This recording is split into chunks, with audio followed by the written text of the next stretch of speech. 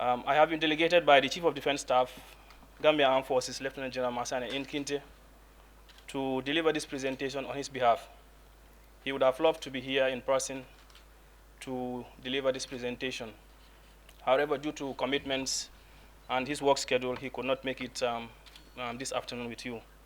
However, he still sends his greetings and regards and hopes and prays that all your deliberations work towards the betterment and the maintenance of peace and security in the Gambia. Having said that, we are looking at the role of the security in the maintenance of peace. And when we talk about security, like a previous speaker just alluded to, it is comprised of so many components. And in the case of the Gambia, we have several security agencies in the Gambia, right from the Gambia Armed Forces, the Gambia Police Force, Immigration Department, prisons, fire services, law enforcement agency, and even the state intelligence services. All of us work together towards ensuring that that we maintain peace and security. Coming to your topic about elections, as we are heading to the local government elections, it is pertinent that we have forums like this where we discuss the way forward as to the maintenance of peace and security. And I would like to borrow an adage from His Excellency the President Adama Barrow, in one of our forums where he said, we have won the peace, or we have won the war, but it's important that now we make sure that we win the peace. We are just from a political impasse that took this country up to the brink, in that many Sereres and Fullers and the Ture Kundas and Jaju Kundas, had to flee. It was a very sad moment, and for the members of the Gambia Armed Forces, this was the most touching moment and day for us. I will borrow from experience. I don't want to make it a presentation like it was requested, but I just want us to discuss so we can at least share some ideas. We have gone through a lot after the last presidential election of 1st December 2016. And the position of the Gambia Armed Forces was kind of misconstrued or not understood by the great majority of the people. I will not want to give reasons or give excuses as to what happened.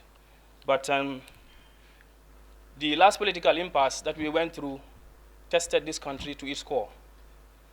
And when there is tension, all of you know, once you go through a stressful situation, if you are not careful, you may lose one or two things.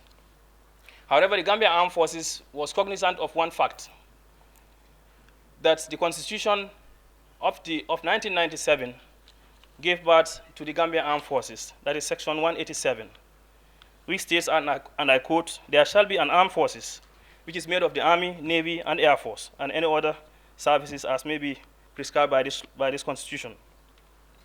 The armed forces, according to Section 186, subsection 3, shall be equipped and maintained to perform her role of defense of this country, as well as such other roles and functions for the development of this country." Now, defense and development, these two are correlated. If you want, you can add security. You cannot talk about development when there is no security or when there is no defense. The Gambia Armed Forces, we were formed in 1984, and we had some of our functions as being one, preserve and defend the sovereignty and territorial integrity of this country, aid civil authority at their request during emergencies, natural disasters, and C, to engage at the request of civil authority in productive activities such as agriculture, health, and so on and so forth. And it is also the aim of the government and the armed forces to maintain harmony and foster understanding with the civil population. It shall be our duty also to respect fundamental rights and freedoms of all persons living in this country. Now, when you go into politics, arguably, it may not be right, but anything goes. For politics, anything goes. But for security, you have guidelines, you have procedures that you have to follow, or else everything goes wayward. And after the last political impasse, the Gambia was pushed to that level. And everybody was shaking to his core. Even us members of the Gambia Armed Forces, we were pushed to that brink. However, we put at the back of our mind one key thing, and that is that the Gambia Armed Forces is the first and last line of national unity. So if there is going to be any kind of discord, disharmony, disagreement, we members of the Gambia Armed Forces are here to make sure that that does not creep into our midst. We will make sure that we hold each other, arm to arm, to make sure that this country does not fall apart. And after the last political impasse, we made sure that happened, despite all kinds of provocations. Because even in our midst, some people were arrested. All that is just to provoke others who may feel otherwise to take a step. And just one shot, one bullet only, can bring this country down. How do we put it to you? There was no shot fired, and people crossed the borders. Let's say if a shot was fired, we will not be sitting here right now. So that's a step. That was the consequence we saw. With all the provocations, we said no. Our people were arrested, some were detained, some were tortured. We said we are not going to budge. The Gambian people have made their voice, and it is heard. And it's our mandate to make sure that we don't go into that, in that fight. The politicians can sort out their problems. Once they are done, we know the verdict is there. It's clear that the president has been elected, and we have to go behind that president. And come 19th of January 2017, the president was sworn in. Every member of the Gambia Armed Forces aligned with that president. And up till date, we are on that line. That His Excellency the President, Adam Barrow, is the President and Commander-in-Chief of the Armed Forces of the Republic of the Gambia.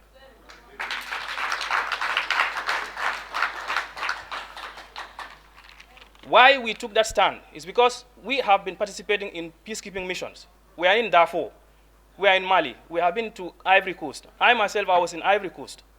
The Ivorian crisis, how did it start? It was with the firing with a bullet of a gun. There were two presidential contenders. The verdict was announced that Ouattara won. The incumbent refused. The army broke. Some supported the president, the outgoing, some supported the president-elect. In the end, shots were fired, and all hell broke loose. Since 2004, up till just 2017, maybe even right now, Ivory Coast is not Ivory Coast. We have seen this, we have lived this. That is why we said, no, it cannot happen here.